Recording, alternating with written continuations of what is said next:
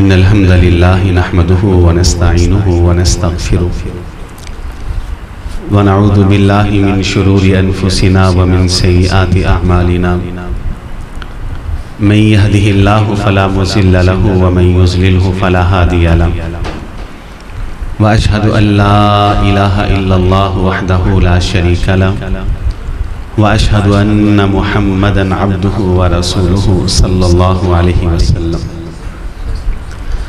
أما بعد فأعوذ بالله السميع العليم من الشيطان الرجيم من همزه ونفخه ونفثه بسم الله الرحمن الرحيم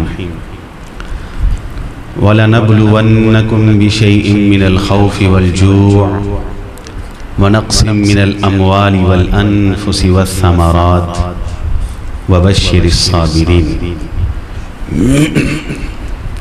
آج کی اس نشست کے اندر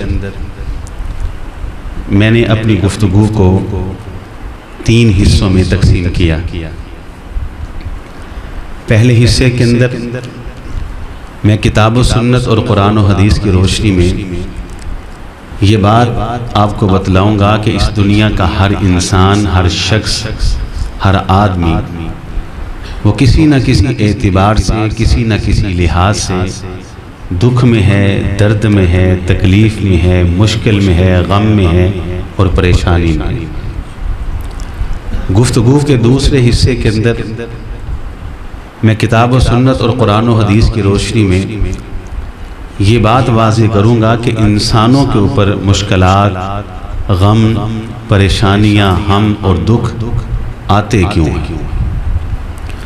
گفتگو کے تیسرے حصے کے اندر میں کتاب و سنت اور قرآن و حدیث کی روشنی میں یہ وضاحت کروں گا کہ مصائب، مشکلات، غم اور پریشانیوں کا علاج کیا ہے، ان کا حل کیا ہے۔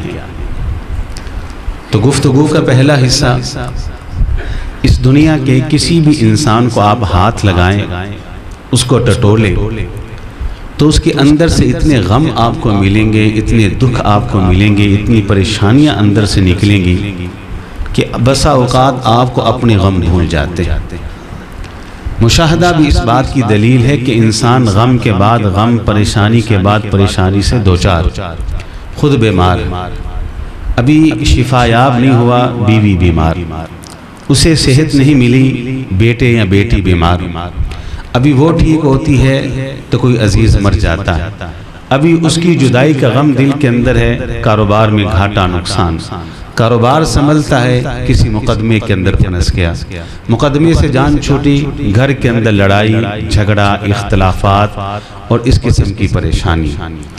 رسول کریم صلی اللہ علیہ وآلہ وسلم ایک دن مسجد نبوی کے کچے فرش کے اوپر ہاتھ میں ایک ٹہنی پکڑی تھی کھجور کی، ایک نقشہ تیار کرتے، خط النبی صلی اللہ علیہ وسلم خط مربع۔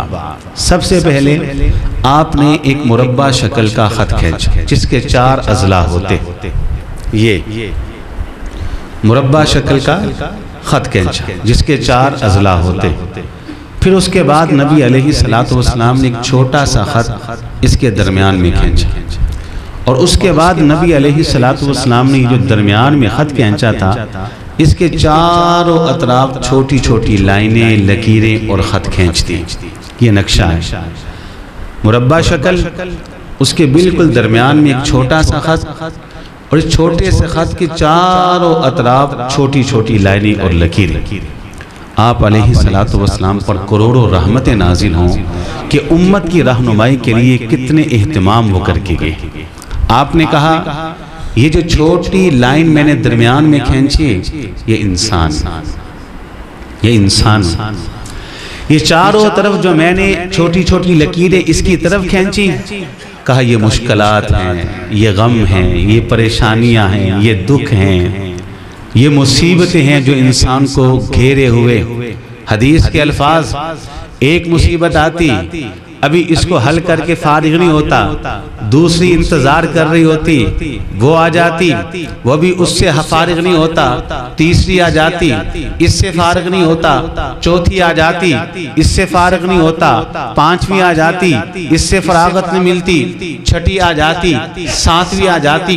کہا یہ جو مربع شکل کا خط میں نے کھینچا ہے یہ موت ہے جو انسان کو گھیرے ہوئے ہے، جب ساری مشکلات ختم ہو جاتی ہیں تو موت انسان کو آ جاتی ہے۔ ایک لائن آپ نے اس مربع شکل سے باہر بھی کھینچی تو آپ نے کہا یہ خواہشات ہیں جو انسان کی موت سے بھی آگے جا رہی ہیں۔ یہ حدیث اس بات کی دلیل ہے کہ دنیا کا ہر انسان ہر وقت ہر لمحہ غموں کی لپیٹ میں ہے، مشکلات کی لپیٹ میں ہے، پریشانیوں کے احاطے میں ہے، ہر کوئی کسی نہ کسی اعتبار سے دکھی ہے، غمگین۔ گفتگو کا پہلا حصہ میرا ختم ہو گیا۔ گفتگو کا دوسرا حصہ کہ مشکلات، پریشانیاں، غم، ہم، دکھ کیوں آتے ہیں؟ میرے انتہائی ناقص اور محدود علم کے مطابق دنیا کے انسانوں کے اوپر مشکلات اور پریشانیوں کے آنے کے دو سبب ہیں۔ کتنے سبب ہیں؟ دو سبب۔ اگر تو آپ کے پاس کاغذ یا قلم ہے تو لکھ لیں، اگر نہیں تو اپنے دل اور دماغ کو کاغذ اور قلم بنا لیں۔ دو ہی سبب ہیں انسانوں کے اوپر مشکلات، پریشانیوں، غموں اور مصیبتوں کے آنے کے۔ پہلا سبب وہ کیا ہے جو قرآن مجید کے اندر موجود ہے؟ جب کوئی انسان دعوت کے میدان میں، نیکی کے میدان میں، ایمان کے میدان میں، عمل صالح کے میدان میں، تقوی کے میدان میں آگے بڑھتا جاتا ہے، آگے بڑھتا جاتا ہے، ایک پاؤں رکھتا ہے، پھر دوسرا پاؤں رکھتا ہے، پھر بھاگتا ہے، پھر دوڑتا ہے، پھر آگے اور بڑھتا ہے، تو اللہ تعالیٰ جب نیکی کے میدان کے اندر انسان پاؤں رکھے، ایمان کے میدان کے اندر انسان قدم رکھے، دعوت کے میدان کے اندر انسان قدم رکھے، جیسے جیسے اس میدان میں آگے بڑھتا جاتا ہے ویسے ویسے اللہ اس انسان کا امتحان بھی کڑا لیتے ہیں۔ اللہ پھر آزمائشیں آتی ہیں، پھر غم آتے ہیں، پھر انسان کے ایمان کو آزمایا جاتا ہے، اس کی استقامت کا امتحان ہوتا ہے، اس کے ایمان کا امتحان ہوتا ہے، اس کے عمل صالح کا امتحان ہوتا ہے۔ اللہ دیکھتے ہیں یہ میرے ساتھ کتنا کو مخلص ہے، اللہ دیکھنا چاہتے ہیں، سر بلندیاں اسی کو ملتی ہیں جو امتحانوں کے اندر کامیاب اور کامران ہوتا ہے۔ حدیث میں الفاظ عبداللہ بن عمر رضی اللہ تعالی عنہما بیان کرتے ہیں کہ اللہ کے رسول سے سوال ہوا ای الناس اشد بلاء، اللہ کے رسول علیہ السلام اللہ تعالیٰ سب سے کڑا امتحان انسانوں میں سے کن کا لیتے ہیں؟ آپ نے کہا الانبیاء، نبیوں کا۔ ثم امثل فامثل، پھر انبیاء کے بعد جو انبیاء کے نقش قدم کے اوپر، انبیاء کے منہج کے اوپر، انبیاء کے افکار کے اوپر، انبیاء کے عقیدے کے اوپر چلنا شروع کر دیتا ہے، پھر اللہ تعالیٰ اتنا ہی کڑا امتحان اس انسان کا لیتا ہے۔ پہلا سبب ہوتا ہے نیکی، ایمان، دعوت، پھر اللہ تعالیٰ آزماتے ہیں۔ اچھا اب آپ میں سے کوئی بھائی یہ بات نہ کہیں کہ حافظ صاحب نیکیوں سے جب آزمائشیں آنی ہیں تو پھر نیکی کرنے کا فائدہ کیا؟ یہ نہیں، دنیا کا بھی ایک اصول ہے کہ اس دنیا کے اندر بلند مقام اور مرتبہ اسی کو ملتا ہے جو امتحان کڑے دیتا ہے۔ نالائق میٹرک سے پہلے ڈوب جاتے، آگے کون بڑھتا ہے؟ جو کڑے امتحانوں میں پاس ہوتا ہے۔ بتلائیے کہ جن لوگوں نے عرش کا سایہ لینا ہے، کوثر کا پانی پینا ہے، جن لوگوں نے نبی کی سفارش کو حاصل کرنا ہے، نبی کے جھنڈے تلے جگہ لینی ہے، جن لوگوں نے جنت کے اندر اللہ کے رسول کی صحبت کو اختیار کرنا ہے، اللہ کا دیدار کرنا ہے، اللہ تعالیٰ اتنا بلند مقام اور مرتبہ کسی آزمائش اور کسی امتحان کے بغیر دے دیں گے نہیں۔ جن لوگوں نے جنت میں دیدار الہی کرنا ہے، جنت میں اللہ کے رسول کی معیت اور آپ کے پڑوس کے اندر رہنا ہے، قیامت کے روز عرش کا سایہ حاصل کرنا ہے، نبی کے ہاتھوں کوثر کا پانی پینا ہے، آپ کے جھنڈے تلے جگہ حاصل کرنی ہے، انہیں دنیا کے اندر امتحان بھی کڑے ہی دینا پڑتا ہے۔ کیا آزمائشیں کڑی ہوتی؟ پھر یہاں ایک بات آپ سمجھ لیں کہ جب اللہ تعالیٰ اپنے کسی بندے کو آزماتے ہیں نا اس کے ایمان اور عمل کی وجہ سے، دکھ اور مصیبتیں آتی ہیں، اللہ کی قسم دنیا کے اندر ہی اللہ تعالیٰ ان مصیبتوں کا رزلٹ بھی بڑا اچھا دکھا دیتا ہے۔ ان آزمائشوں کا نتیجہ بڑا شاندار ہوتا ہے. میں آپ کو بتاتا ہوں وہ کیسے. قرآن مجید کے اندر موجود ہے نحن نقص علیک احسن کیا ترجمہ ہے اس کا کہ قصے تو بڑے ہیں لیکن سب سے سونا کس کا قصہ ہے؟ حضرت یوسف کا علیہ السلام. اب دیکھیے بچپن میں خواب آیا, خواب بابا یعقوب کو سنایا. بابا یعقوب نے کہا بھائیوں کو مت سنانا, بھائیوں کو سنا بیٹھے.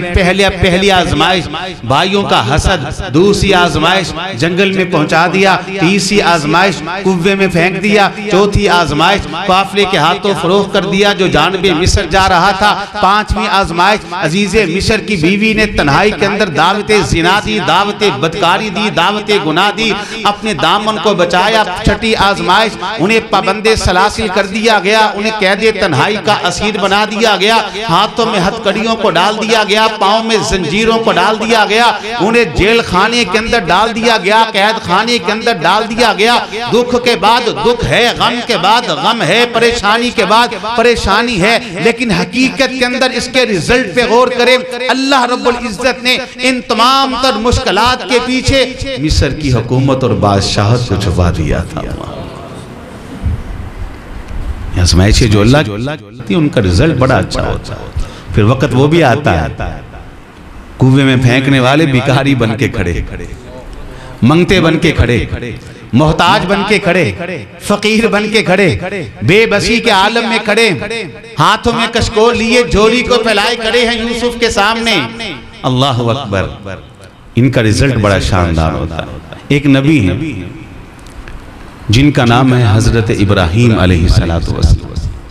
ان کو ابو الانبیاء کہا جاتا ہے, انبیاء کے باپ. ان کا لقب کیوں ہے ابو الانبیاء کیوں کہا جاتا ہے؟ اللہ نے انہیں یہ شرف دیا ہے کہ ان کی اولاد سے 1 نہیں, 10 نہیں, 20 نہیں, 50 نہیں, 100 نہیں, 1000 نہیں, 10,000 نہیں, 20,000 نہیں, 30,000 نہیں, 40,000 نہیں, 50,000 نہیں, 60,000 نہیں, 70,000 سے زیادہ نبی اور رسول اللہ نے بھیجے. اللہ اس لیے ان کو ابو الانبیاء کہا جاتا ہے, جد الانبیاء بھی کہا جاتا ہے. اللہ کہتے ہیں وَإِذِ ابْتَلَىٰ إِبْرَاهِيمَ رَبُّهُ, میں نے ابراہیم کو بڑا آزمایا. جلتی چیتا میں انہیں پھینک دیا گیا, آزمائش ہے. گھر بار چھوڑنے کا حکم دے دیا, آزمائش ہے. معصوم سا اسماعیل جو بڑھاپے میں ملا اسے آنکھوں سے دور کرنے کا حکم دیا, آزمائش ہے. جب وہ جوانی کی دہلیزوں کو چھو رہا تھا اس کی گردن پر چھری چلانے کا حکم دیا, یہ بھی آزمائش. لیکن اللہ رب العزت کہتے ہیں وَإِذِ ابْتَلَىٰ إِبْرَاهِيمَ رَبُّهُ بِكَلِمَاتٍ فَأَتَمَّهُنَّ, میں نے ابراہیم کو بڑا آزمایا, بڑے امتحان آئے. لیکن یہ تمام امتحانات جن کا ذکر میں نے آپ کے سامنے کیا, ان کے مقابلے کے اندر ابراہیم کی زندگی کا ایک امتحان ایسا ہے جو سب سے کڑا ہے, جو جلتی آگ میں گرائے جانے سے بھی کڑا اور سخت, جو معصوم بچے کو آنکھوں سے دور کرنے سے بھی کڑا اور سخت, جو جوان بیٹے کی گردن پر چھری چلانے سے بھی کڑا اور سخت. وہ امتحان کون سا؟ جوان بیوی. مسند احمد کے اندر ہے, صحیح بخاری کے اندر موجود. جوان بیوی کے ساتھ جا رہے ہیں ہجرت کر کے, ایک ایسے ملک سے گزرے جس ملک کا بادشاہ زنا کا عادی, بدکاری کا عادی ہے, عزتوں کو تار تار کرنے والا, عصمتوں کو تار تار کرنے والا ہے. اس کے اہلکارے آتے ہیں, اس کے اہلکار آتے ہیں, اس کے سپاہی آتے ہیں, آ کے اطلاع دیتے ہیں بادشاہ تیرے ملک سے ایک نوجوان گزر رہا ہے, اس کے ساتھ ایک نوجوان عورت. اس کی نیت میں فطور پیدا ہوا, اس کے ارادوں میں بگاڑ پیدا ہوا. وہ شہزور ہے, وہ صاحب اقتدار ہے, وہ صاحب حکومت ہے, وہ صاحب قوت ہے, وہ صاحب اختیارات ہے. جناب ابراہیم علیہ السلام کو تنہائی کے اندر بلاتا ہے, امی سارہ کو بھی تنہائی کے اندر بلاتا ہے. حضرت ابراہیم کو الگ کر دیا جاتا ہے. ذرا امتحان پہ غور تو کریں, آزمائش پہ غور تو کریں. نبی کی عزت ایک ایسے انسان کے سامنے کھڑی ہے جو شہزور بھی ہے, جو توانا بھی ہے, جو طاقتور بھی ہے, جو صاحب اقتدار بھی ہے, جو صاحب حکومت بھی ہے, جو بادشاہ بھی ہے, جس کی نیت کے اندر فطور ہے, جس کے ارادوں کے اندر بگاڑ ہے. نبی کی عزت اس کے کتنا کڑا امتحان. کتنی سخت آزمائش ہے. میں تو کہا کرتا ہوں کہ ابراہیم کی زندگی کے اندر جتنی بھی آزمائشیں آئیں ان کا تعلق ان کے جسم کے ساتھ تھا، اس آزمائش کا تعلق تو ان کی روح کے ساتھ تھا. وہ آگے بڑھتا ہے. مسند احمد کے اندر ہے کہ امی سارہ نے 2 رکعت نماز ادا کی. نفل کی اتنی طاقت ہے، نوافل میں اتنی قوت اللہ نے رکھی ہے، نماز میں اتنی پاور اللہ نے رکھی ہے. 2 رکعت نماز کو ادا کرتی ہیں اور یہ بادشاہ اپنی بری نیت کے ساتھ آگے بڑھتا ہے. اللہ کا امر آتا ہے، اس کی قوتوں کو زوال آ جاتا ہے، اس کی طاقتوں کو زوال آ جاتا ہے، اس کے وجود کے اوپر کپ کپی طاری ہو جاتی ہے، اس کا وہ لرزہ پر اندام ہو جاتا ہے، اس کی نگاہوں کے سامنے پرچھائیاں آ جاتی ہیں. وہ اپنے آپ کو کوستا ہے، اے زانی انسان، اے بدکار انسان، تو آج سے پہلے بھی عزتوں کو لوٹا کرتا تھا، تو آج سے قبل بھی عصمتوں کو تار تار کیا کرتا تھا، تو آج سے پہلے بھی بدکاری کا ارتکاب کیا کرتا تھا، لیکن کبھی تیرے وجود کے اوپر لرزہ طاری نہ ہوا، کبھی تیری قوتوں کو زوال نہیں آیا، تیری طاقتیں کبھی سلب نہیں ہوئی. آج تیری نگاہوں کے سامنے پرچھائیاں آئی ہیں تو معلوم ہوتا ہے یہ کوئی عام عورت نہیں ہے. اللہ اکبر. معلوم ہوتا ہے یہ کوئی عام عورت نہیں ہے. وہ کب کبا جاتا ہے، وہ لرز جاتا ہے. امی جان اللہ کے سامنے روئی، 2 رکعت نماز ادا کی. اب اس مصیبت کے رزلٹ پہ غور کریں، اس آزمائش کے رزلٹ پہ غور کریں. جو میں نے کہا جو آزمائشیں آتی ہیں اللہ کی طرف سے شاندار رزلٹ لے کے آتی ہیں، اس کے رزلٹ پہ غور کریں. اس آزمائش کی وجہ سے امی سارہ کو امی ہاجرہ مل جاتی ہے. امی ہاجرہ کے بطن سے اسماعیل پیدا ہوتے ہیں اور جناب اسماعیل کی اولاد سے جناب محمد پیدا ہوتے ہیں علیہ السلام. کیسا شاندار رزلٹ. ادھر مصیبت کے بعد مصیبت، نتیجہ مصر کی بادشاہت اور حکومت. ادھر اتنی بڑی آزمائش، نتیجہ جناب محمد علیہ السلام. تو یہ جو مصیبتیں اللہ کی طرف سے آتی ہیں دین کی وجہ سے، عمل صالح کی وجہ سے، دعوت کی وجہ سے، حق بات کہنے اور حق بات پر کھڑے ہونے کی وجہ سے، دین کے ساتھ تعلق کی وجہ سے اللہ پھر کڑے امتحان لیتے ہیں، اللہ پھر آزماتے ہیں، پھر آزمائشیں آتی ہیں، پھر مصیبتیں آتی ہیں. تو میرے انتہائی ناقص اور محدود علم کے مطابق مشکلات اور پریشانیوں کے آنے کا پہلا سبب میں نے کیا بیان کیا؟ ایمان، عمل صالح، نیکیاں اور نیکیوں سے تعلق. جیسے جیسے انسان آگے بڑھتا نا اللہ پھر آزمائشیں بڑی کڑی لیتے ہیں، لیکن نتیجہ بڑا شاندار ہوتا ہے. مصیبتوں کے آنے کا دوسرا سبب میرے انتہائی ناقص اور محدود علم کے مطابق انسانوں کے اوپر مصیبتوں کے آنے کا دوسرا سبب ہوتا ہے گناہ، سیئات، نافرمانی. جب کوئی فرد انفرادی اعتبار سے یا کوئی قوم اجتماعی اعتبار سے اللہ کی نافرمانی شروع کر دے تو اللہ تعالیٰ اس قوم اور فرد سے اپنی نعمتوں کو چھین لیتے ہیں. پھر مشکلات، پریشانیاں، مصیبت، غم اس قوم اور اس فرد کا مقدر بن جاتی. اس کی دلیل کلام اللہ کے اندر موجود. دلیل کیا ہے؟ حضرت آدم علیہ السلام، تخلیق آدم اللہ فارغ ہوئے، ملائکہ سے کہا سجدہ کرو، سب نے کر دیا. ابلیس نے انکار کیا. اللہ نے کہا تو راندہ درگاہ ملعون نکل جا. اسے اپنی بارگاہ سے نکالا. اس نے قسمیں اٹھائیں. اس نے کہا اللہ مجھے قیامت کی دیواروں تک مہلت دے. تو نے جس آدم کی وجہ سے مجھ سے میرا مقام اور مرتبہ چھین لیا، مجھے اپنی بارگاہ سے نکال دیا، اب میں تجھ سے مہلت مانگتا ہوں کہ مجھے مہلت دے. میں قیامت کی دیواروں تک اس آدم اور اس کی اولاد کے آگے سے، پیچھے سے، دائیں سے، بائیں سے حملہ آور ہو کر ان کے اخلاق بگاڑوں گا، ان کے عقائد بگاڑوں گا، ان کے نظریات بگاڑوں گا. میں ان کو بھی جنت میں نہیں جاؤں گا، میں ان کو بہکاؤں گا، ان کو پھسلاؤں گا. اللہ نے مہلت دے دی. آدم کو کہا جنت میں داخل ہو. آدم جنت میں داخل ہوئے. داخل ہوتے ہی اللہ نے رفاقت کے لیے امی حوا کو پیدا کر دیا. داخل ہوئے اللہ نے رہنے کے لیے سونے چاندی کے اینٹوں کے محلات تعمیر کر دیے. داخل ہوئے اللہ نے دودھ کی نہروں کو جاری کر دیا، شراب طہورہ کی نہروں کو جاری کر دیا، شفاف پانی کی نہروں کو جاری کر دیا، شہد کی نہروں کو جاری کر دیا. ساتھ ہی اللہ نے اقسام و انواع کے سارے قسم کے میوہ جات کو اللہ نے تیار کر دیا. ساتھ اللہ نے اعلان کر دیا وَلَا تقربا ہادھی شجرتا، اے آدم یہ جنت تیرے لیے، جنت کی ہر نعمت تیرے لیے، جنت کی ہر نعمت کو تیرے لیے میں نے تیار کر دیا. ایک شجر ممنوعہ ہے، تو نے شجر ممنوعہ کے پاس نہیں جانا. قرآن کے اندر موجود ہے.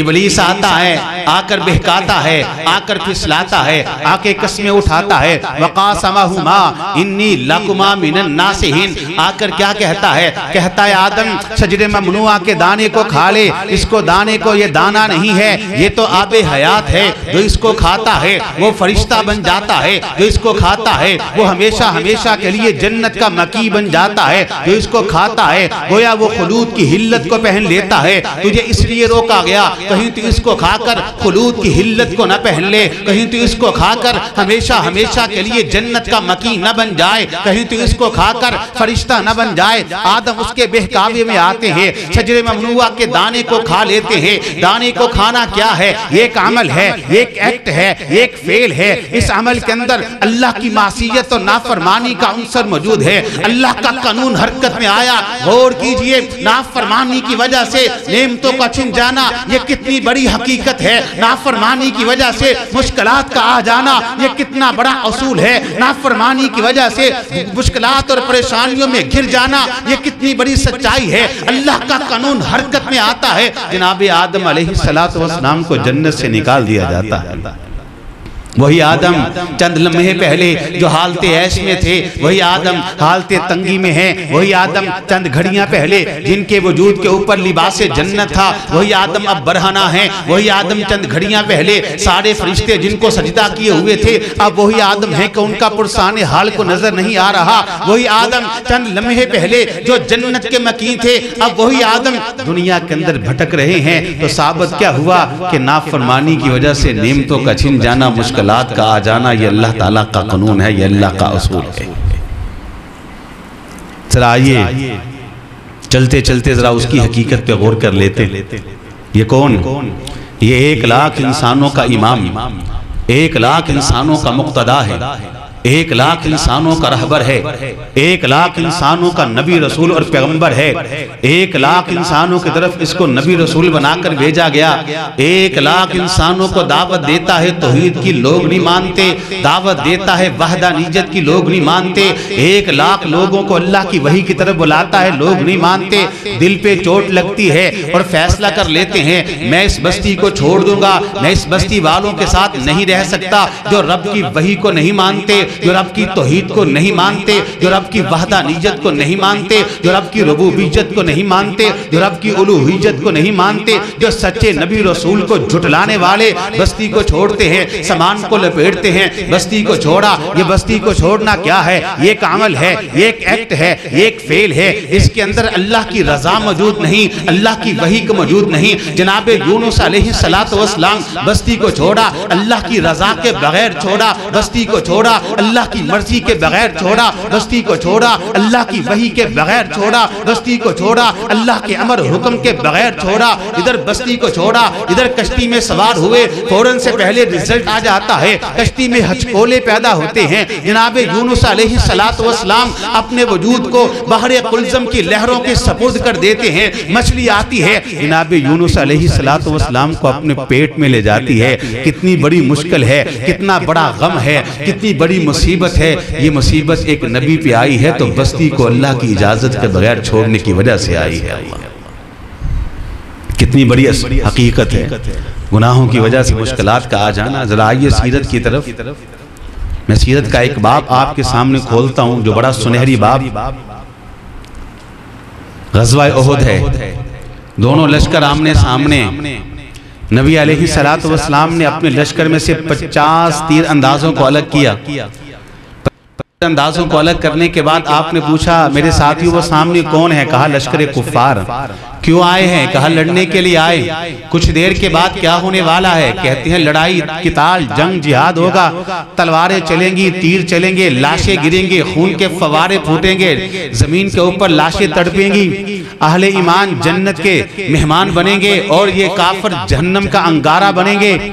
آپ نے کہا وہ سامنے دشمن ہے، یہ پیٹھ پیچھے احد ہے، یہ سامنے تم چھوٹا سا جبل رما اس کو کہتے ہیں، چھوٹا سا ٹیلا ہے، اس ٹیلے کے اوپر ایک درہ ہے، مجھے ڈر ہے دشمن چھپ کے اس درے کا فائدہ اٹھا کر ہماری پیٹھ پیچھے حملہ نہ کر دے، اس درے پر پہنچ جاؤ، تم حالات کیسے بھی دیکھو ہمیں فتح ہے، پھر بھی درے کو نہ چھوڑنا، ہمیں شکست ہو رہی ہے پھر بھی درے کو نہیں چھوڑنا، تم دیکھو کہ آسمان کے پرندے ہماری لاشوں کو نوچ رہے ہیں، تم نے پھر بھی اس درے کو نہیں چھوڑنا۔ کہتے ہیں ٹھیک، 50 تیر انداز وہاں پہنچ گئے، ادھر جنگ شروع ہوتی ہے، جہاد شروع ہوتا ہے، قتال شروع ہوتا ہے، لڑائی شروع ہوتی ہے، تلواریں ٹکراتی، تیر چلتے ہیں، آسمان سے اللہ کی مدد اترتی ہے، نصرت الہی آتی ہے، میدان احد کے اندر مسلمانوں کو فتح جیسی عظیم نعمت اللہ تعالیٰ عطا فرماتے ہیں، دشمن دم دکھا کے بھاگتا ہے، مسلمان ان کا تعاقب اور پیچھا کر رہے ہوتے ہیں،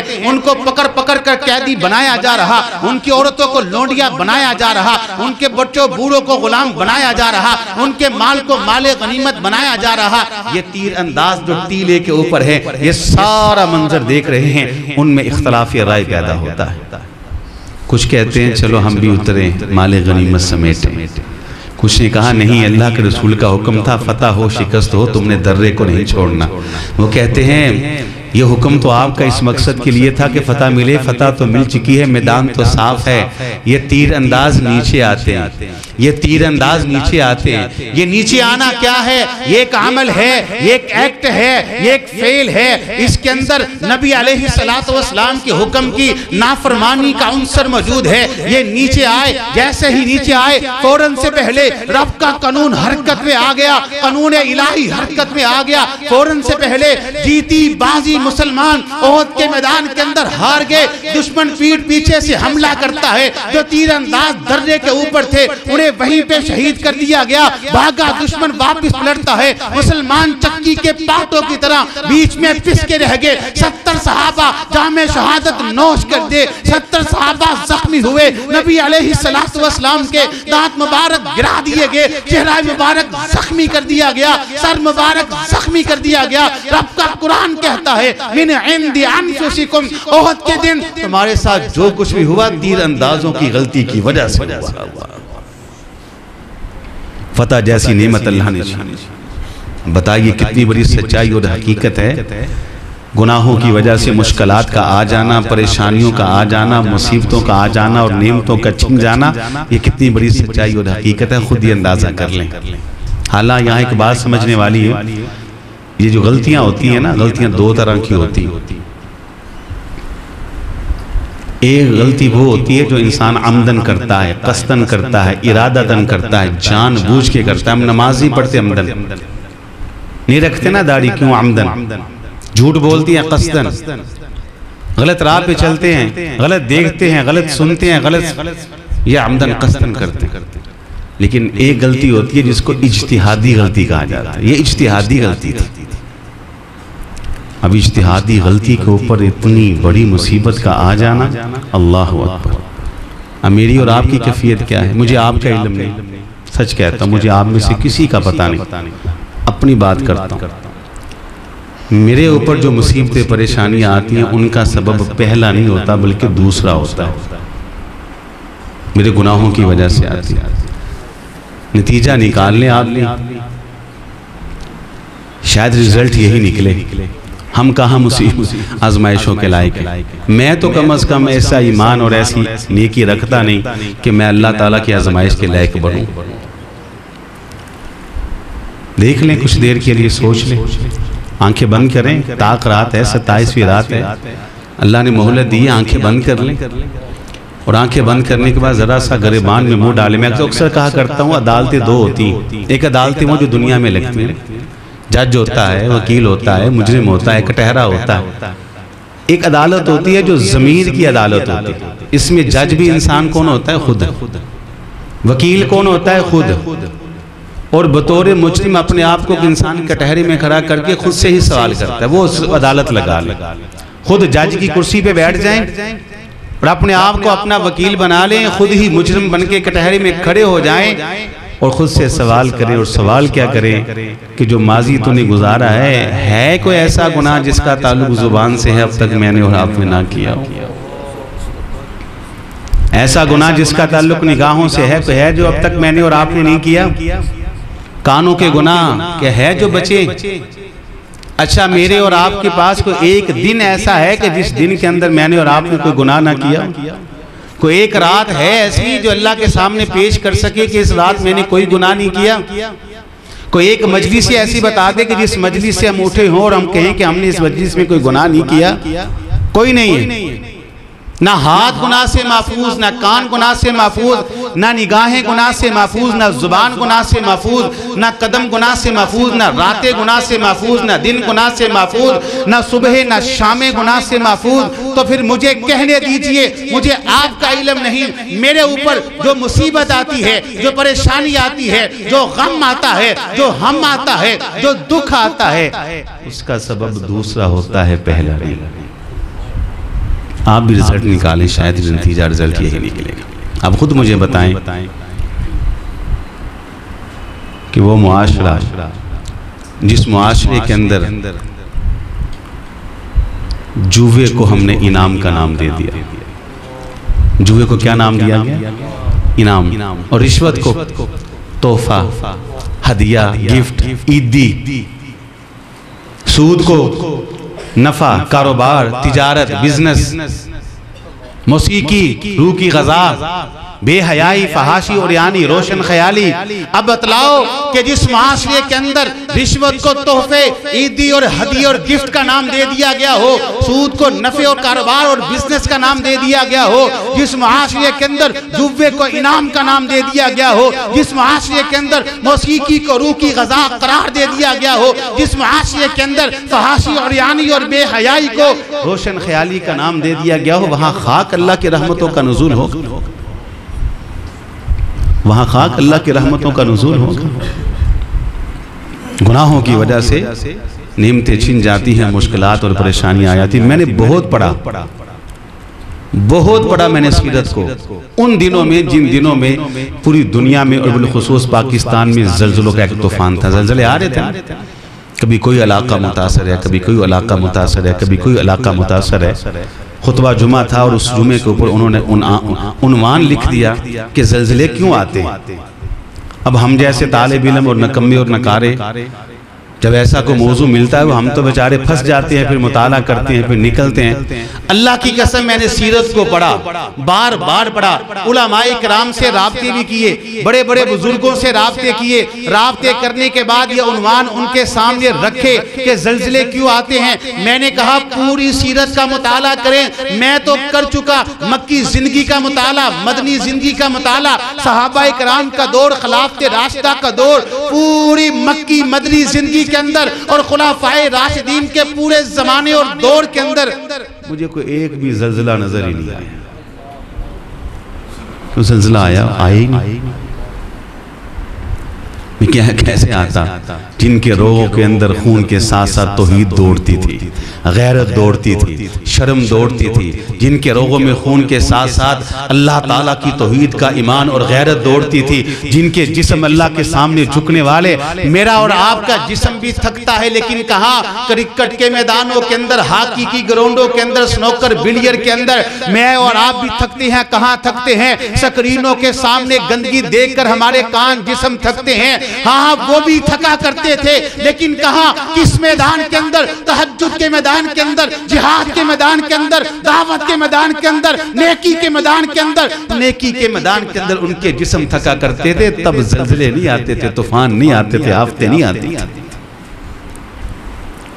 اب بودائے جس معاشرے میں یہ حالات ہوں وہاں رحمتوں کا نزول ہوگا، وہاں برکات کا نزول ہوگا؟ قطع نہیں، وہاں اللہ کی رحمتیں روٹیں گی اور مصیبتیں پریشانیاں ہی آئیں گی۔ تو یہ دو سبب، گفتگو کا دوسرا حصہ بھی ختم ہو۔ پہلے حصے کے اندر آپ نے یہ بات سمجھی کہ سارے ہی مشکلات میں، دوسرے حصے میں آپ نے یہ بات سمجھی کہ مشکلات کیوں آتی ہیں۔ کتنے سبب میں نے بیان کیے؟ نمبر 1 آزمائش نیکی کی وجہ سے، نمبر 2 مصیبتیں گناہوں کی وجہ سے۔ اب گفتگو کا آخری حصہ اور بڑا اہم حصہ، مشکلات اور پریشانیوں کا حل کیا ہے؟ بسم اللہ۔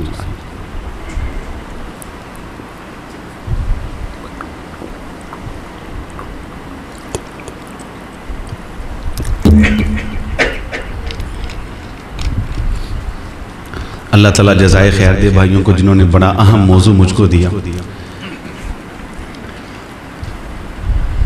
ان کا حل کیا ہے؟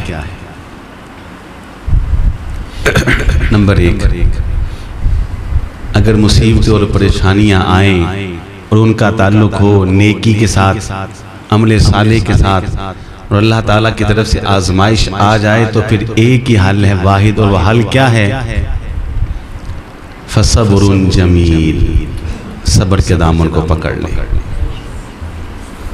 اللہ کے فیصلے پر راضی ہو جائیں. کیا کریں؟ صبر کے دامن کو پکڑ لیں، صبر جمیل. میں آپ کو اس کا رزلٹ دکھاتا ہوں. حضرت یعقوب علیہ السلام، آزمائش آئی، دکھ آیا، غم آیا، پریشانی آئی، بیٹا آنکھوں سے دور، کچھ پتہ نہیں. غم پہنچا کہ یوسف کو تو بھیڑیا کھا گیا. یوسف علیہ السلام تو اس دنیا میں نہیں رہے. وَجَاءُوا أَبَاهُمْ عِشَاءً، يَبْكُونَ، روتے ہوئے باپ کے پاس آئے، آ کر یہ جھوٹی خبر دی، دل پہ چوٹ لگی. جناب یعقوب علیہ السلام کی زبان سے کیا نکلا؟ فَصَبْرٌ جَمِيلٌ. اتنا روئے کہ آنکھوں کی بینائی جاتی رہی. صبر کے دامن کو نہ چھوڑا، صبر کے دامن کو پکڑے رکھا. اب اس صبر کے رزلٹ کے اوپر غور کیجئے. رزلٹ کیا آیا؟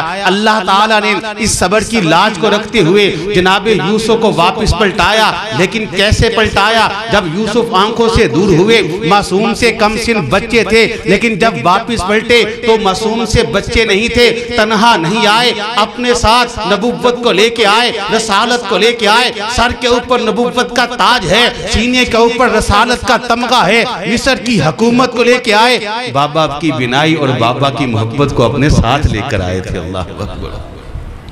جب گئے تو چھوٹے سے معصوم سے بچے، واپس پلٹے تو نبوت بھی لے کے آئے، رسالت بھی لے کے آئے، حکومت اور بادشاہت بھی لے کے آئے، اور بابا یعقوب کی بینائی اور بصارت کو بھی واپس لے کے آئے. سبحان اللہ.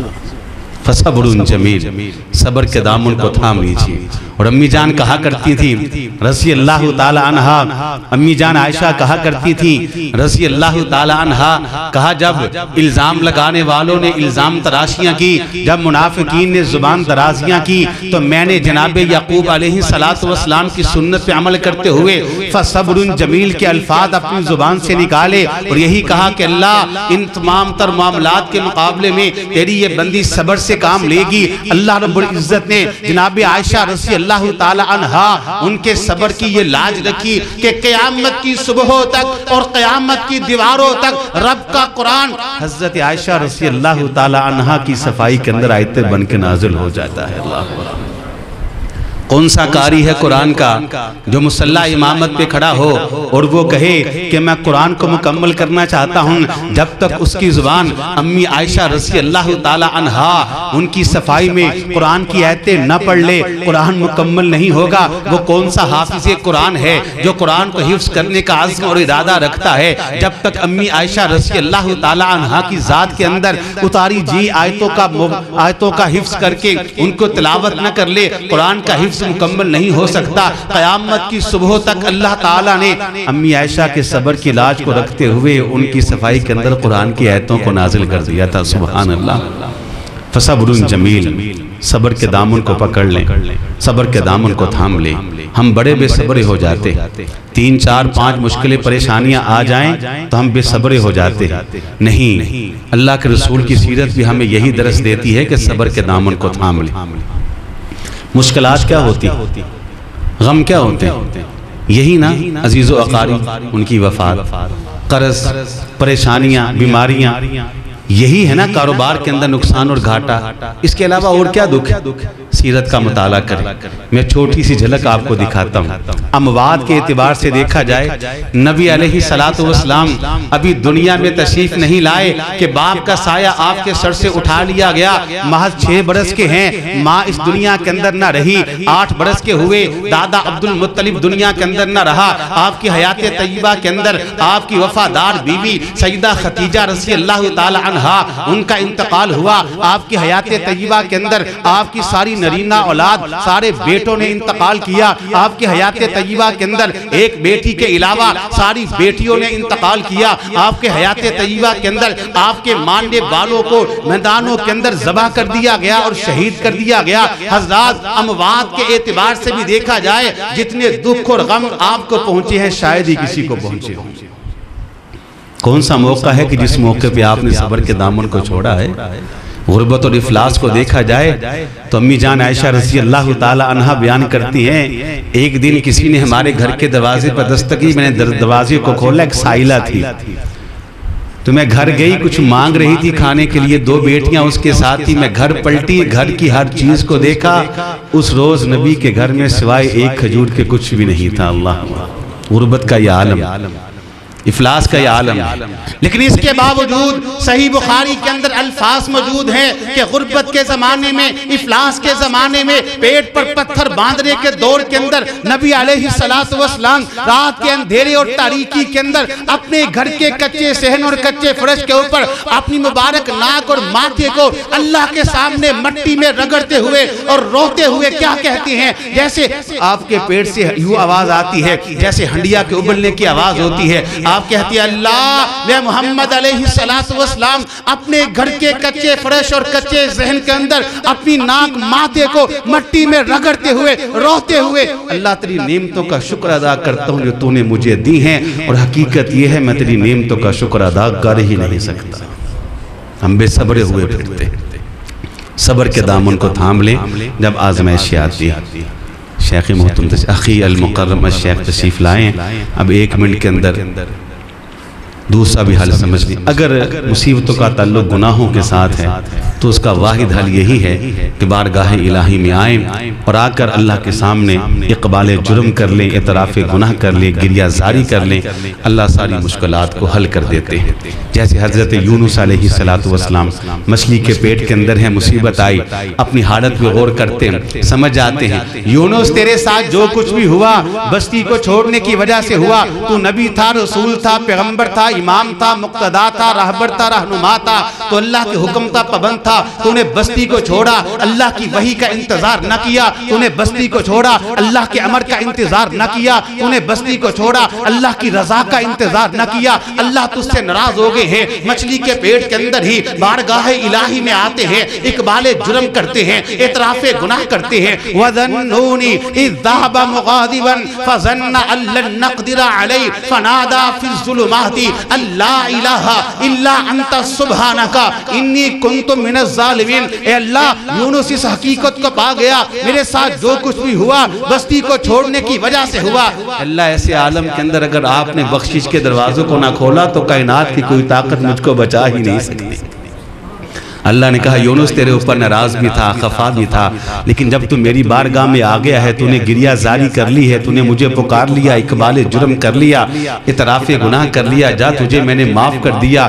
مچھلی کو حکم ہوا جناب یونس کو اپنے پیٹ سے باہر نکالا, اور رب کا قرآن کہتا ہے لَلَبِثَ فِي بَطْنِهِ إِلَىٰ يَوْمِ يُبْعَثُونَ. اگر یونس مچھلی کے پیٹ کے اندر گریہ زاری نہ کرتا, اقبال جرم نہ کرتا, اعتراف گناہ نہ کرتا, توبہ استغفار نہ کرتا, میری بارگاہ میں نہ آتا, تو قیامت کی دیواروں تک یونس مچھلی کے پیٹ کے اندر رہتا کہ اس کو باہر نہ نکال سکتا. تو واحد حل یہی ہے کہ بارگاہ الہی میں آیا جائے, توبہ کی جائے, استغفار کیا جائے اور گناہوں کی معافی مانگی جائے. اللہ تعالیٰ سے میں اس دعا کے ساتھ اپنی بات کو ختم اور مکمل کرتا ہوں کہ مالک تیرے اس فقیر اور گنہگار بندے نے جتنی باتیں بھی کی, وہ تیری توفیق اور تیری مدد سے کی. اس میں جو حق اور سچ ہے سمجھ کے عمل کی توفیق عطا فرما, اور جو غلطی اور کوتاہی ہے درگزر کرتے ہوئے اصلاح کی توفیق عطا فرما. وآخر دعوانا الحمدللہ رب العالمین.